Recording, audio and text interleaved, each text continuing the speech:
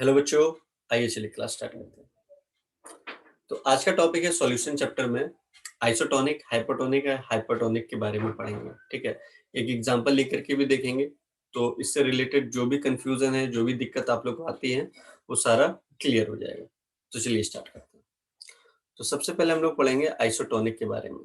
लेकिन हाँ, ये टॉपिक स्टार्ट करने से पहले आपको ऑस्मोसिस अच्छे तरीके से आना चाहिए।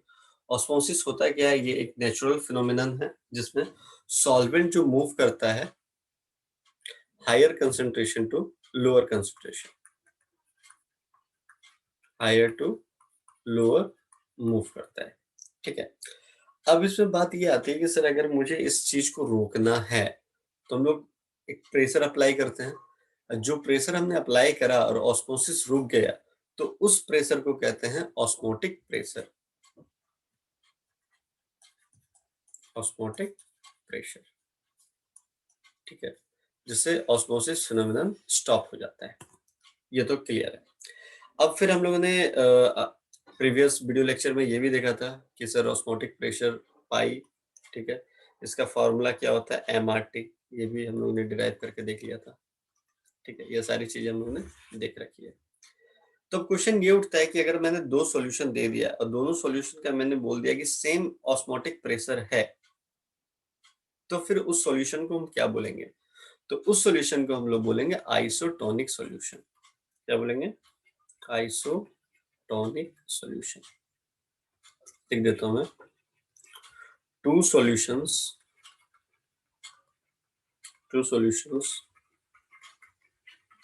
having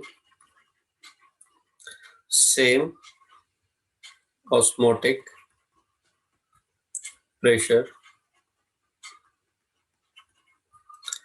at a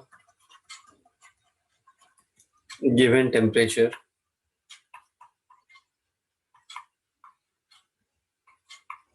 are called isotonic solution। ठीक है, अब क्या है कि दोनों सॉल्यूशन का दिमाग में आ रहा होगा, सर अगर दोनों सॉल्यूशन का अगर टेम्परेचर गिवन नहीं दिया है तो क्या कंसिडर करके चलेंगे? तो हम टेम्परेचर कंसिडर करके चलेंगे कि इक्वल है। अगर टेम्परेचर इक्वल होता है, जैसे अभी हमने क्या बोला कि पाई 1 इक्वल टू पाई 2, दोनों सॉल्यूशन का ऑस्मोटिक प्रेशर क्या है? इक्वल है। ठीक है, if temperature is same, if temperature is same, अगर सेम हुआ टेम्परेचर, तो फिर क्या होगा? पाई 1 के लिए हम लोग क्या लिख सकते हैं? M1R T1। पाई 2 के लिए क्या लिख सकते हैं? M2R T2। और अभी हम लोगों ने क्या बोला कि T1 equals to T2, temperature अगर सेम होता है तो आर आर कैंसिल आउट हो गया, टी टी कैंसिल आउट हो गया, तो फिर क्या हो जाएगा? M1 equals to M2। अगर टेम्परेचर सेम हुआ तो हम लोग बोल सकते हैं molarity will also same, molarity will also same. Clear हो गया? ये चीजें क्लियर हुई? ठीक है, आगे बढ़ते हैं। आइसोटोनिक में एक एग्जांपल लेकर के देखते हैं। एग्जांपल क्या है?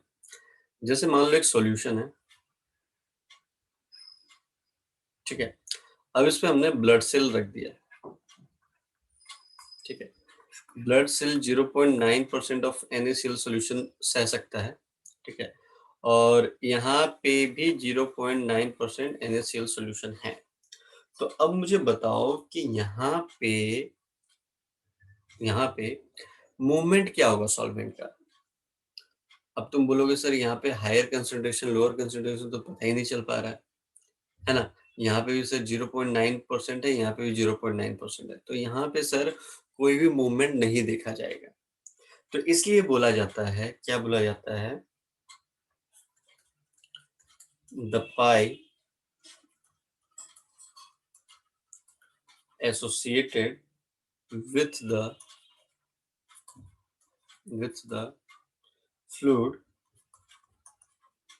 the fluid inside blood cell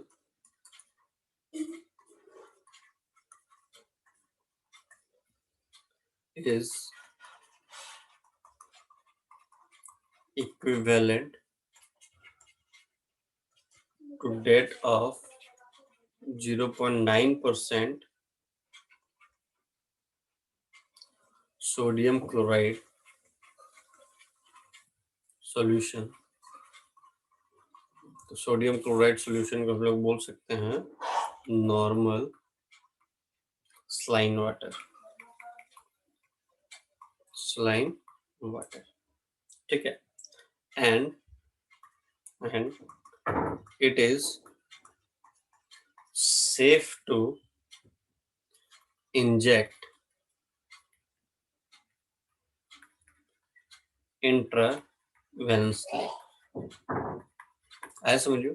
इसलिए स्लाइन वाटर को अगर हम लोग अपने जैसे हमारे बॉडी में डॉक्टर लोग इंजेक्ट करता है तो ऐसा नहीं होता है कि हमारा जो ब्लड सेल है उसका फ्लूइड उसमें चला गया या ऐसा कोई दिक्कत वाली बात नहीं होती है, क्योंकि दोनों का क्या है, जो कंसंट्रेशन है सॉल्वेंट का। तो अभी हम लोग सॉल्वेंट क्या, अगर ऐसा कुछ सिचुएशन क्रिएट करके हम दे देते हैं इसमें हायर कंसंट्रेशन है, इसमें लोअर कंसंट्रेशन, तो सॉल्वेंट क्या मूव करने लगता हायर टू लोअर, है ना। तो बट यहाँ पे ऐसा कुछ सिचुएशन हम बना के नहीं दे रहे हैं, तो ये लोग नहीं करेगा, ना इधर से ना ब्लड सेल से कोई मूव करके इधर जाएगा, ना इधर से मूव करके अंदर जाएगा। तो दैट इज ऑल सेफ। तो ये है आइसोटोनिक का एक एग्जांपल। अब हम लोग देखते हैं कि अगर हमने बढ़ा दिया तो फिर क्या होगा। जैसे सेकंड जो है हमारा that is hypertonic. Hypertonic, hyper का मतलब ही होता है क्या, मोर। तो मोर का मतलब क्या लिख सकते हैं हम लोग सिंपल भाषा में, मोर ऑस्मोटिक प्रेशर, मोर ऑस्मोटिक प्रेशर, ठीक है।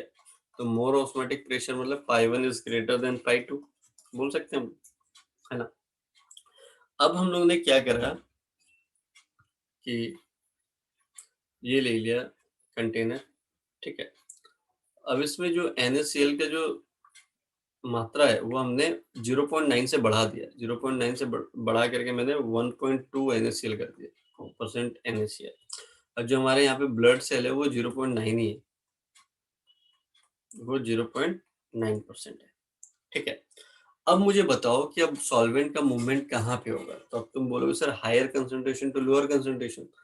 तो अब मान लो NaCl यहाँ पे 0.9 है तो वाटर का परसेंटेज ज्यादा होगा ना, और यहाँ पे NaCl 1.2 है, तो फिर कहाँ से, यहाँ से बाहर आना लगेगा, है ना। तो इसका एक लाइव एग्जांपल है, जैसे समुद्र में आप लोग फंस जाओगे, है ना। तो कभी भी समुद्र का पानी मत पीना। अगर समुद्र का पानी पीते हो तो परसेंटेज ऑफ NaCl ज्यादा होगा, तो जैसे ही आपके अंदर जाएगा, ठीक है, तो उससे क्या होगा, जो आपका ब्लड सेल है, ठीक है, तो वो क्या करने लगेगा कि higher concentration to lower concentration move करने लगेगा और आपके बॉडी से पानी निकलना स्टार्ट हो जाएगा और फिर आप लोग मर जाओगे, ठीक है। कितना भी प्यास लगे समुद्र का पानी नहीं पीना है आप लोग, क्लियर है। तो ये एक लाइव एग्जांपल था उसका। तो हम इसको कैसे लिख सकते हैं, यहाँ पे लिख सकते हैं इफ बी प्लेस, अच्छा अब ब्लड सेल क्या होगा, श्रिंक कर जाएगा। यहाँ पे ये भी लिख देता हूँ मैं शॉर्ट फॉर्म में, तो आप लोग याद करके रखो, है ना, श्रिंक कर जाएगा। If we place the cell in a solution containing more than 0.9% sodium chloride. तो देखो 0.9%, मोर देन 0.9%, तो हमने क्या मान लिया था 1.2%, ठीक है, उससे ज्यादा ही मान लिया। Water flow out of the cell, देखो water flow out of the cell, क्योंकि यहाँ वाटर का कंसंट्रेशन ज्यादा हो गया, यहाँ पे कम हो गया, तो water will fall out of the cell and they would shrink। तो ये क्या हो जाएगा, श्रिंक कर जाएगा। Such a solution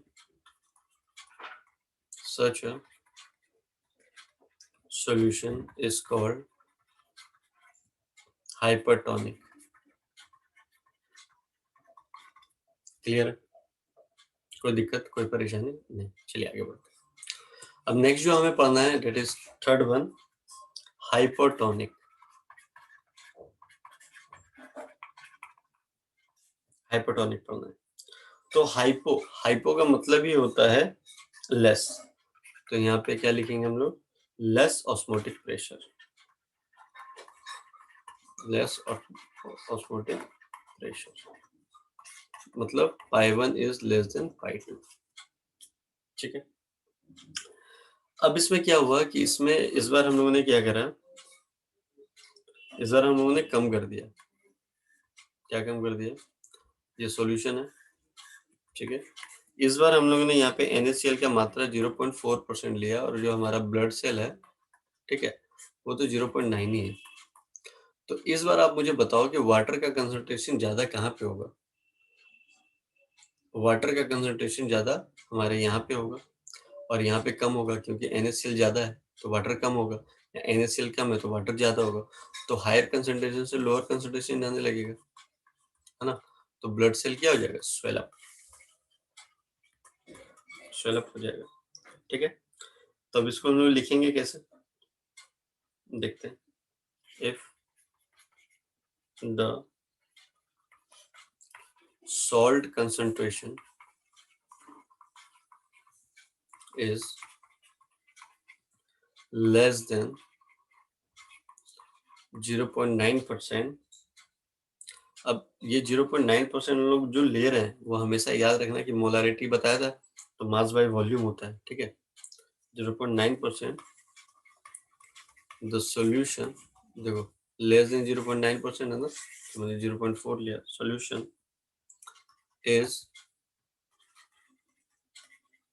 said to be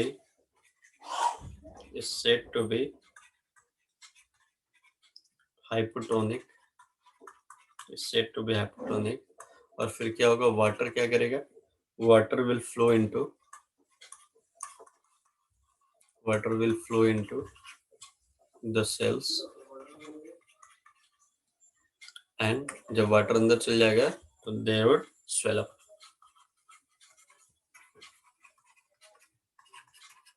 ठीक है। तो आप लोगों को हर एक चीज मैंने डिटेल में बताया, अच्छे से समझाया, सारी चीजें समझ में आई होगी।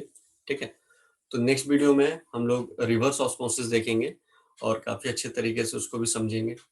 तो मिलते हैं नेक्स्ट वीडियो न्यू कॉन्सेप्ट के साथ। Till then bye bye, take care.